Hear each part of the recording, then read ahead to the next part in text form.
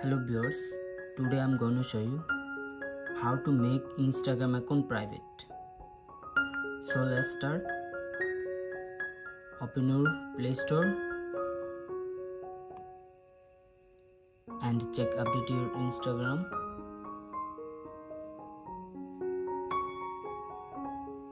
Is already updated Instagram apps. Open your Instagram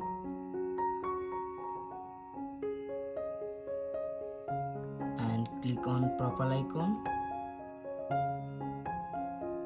and click on three dot icon. Scroll down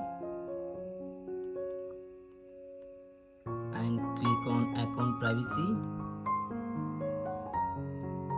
and click on private account and click on private.